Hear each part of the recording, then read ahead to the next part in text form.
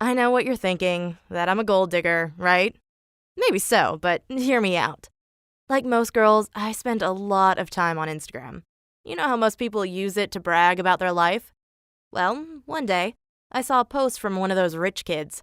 His dad was a well-known billionaire in the telecommunications business. But this kid was living in the same city as me. I got curious and did a little research. I discovered that he had two hobbies: partying and fishing.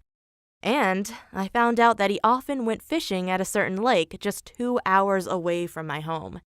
I bought myself some fishing gear and went there every day for weeks. I was about to give up when I finally saw him. He was out on the little lake in a small boat. I waved at him and he waved back. I yelled, "Can I come in your boat?" He didn't respond, but changed directions and rowed towards me. He said, "Hey, how are you?" I told him, "I'm just out here enjoying nature. I was hoping to do some fishing." Of course, that was complete baloney, but he invited me onto his boat. We talked for hours. Everything I said were lies. Like, I told him I'd wandered around Yellowstone Park for 2 weeks. He believed every word, and even told me, "Wow, you're so impressive. Have you ever seen a bear?" I responded, "Yeah, a couple of times. And once I was in my tent and a pack of wolves started circling around it. I had my pepper spray ready, but luckily, they went away again." You see, he was happy to talk about nature because he was so passionate about it. After a long conversation, we exchanged numbers and went our separate ways. But the next week, we met at the lake again. This time, I'd prepared several other fake stories about how I'd been salmon fishing in Canada. I don't normally lie, but it can actually be a lot of fun. To be fair, though, he wasn't the smartest tool in the shed. I mean, I wasn't a good liar. He was just naive. But I wanted to take it a bit further, so we had a picnic on the grass.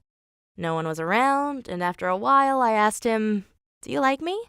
He said, "Sure." But I responded, "No. I mean, do you find me attractive?" He didn't answer right away, but then he said, "I guess so." That was good enough, and I leaned over to kiss him. He didn't stop it. After all, I'm okay looking. We met each other a few more times at his big mansion, and I always made sure he was enjoying it. Until I got pregnant by accident. You may think I'm a terrible person now, but the truth is both of us are. He's no prize. In fact, he's one of the most useless people I've ever met. He hardly ever goes to school and never works. He just takes money from his rich dad and spends it on stupid stuff.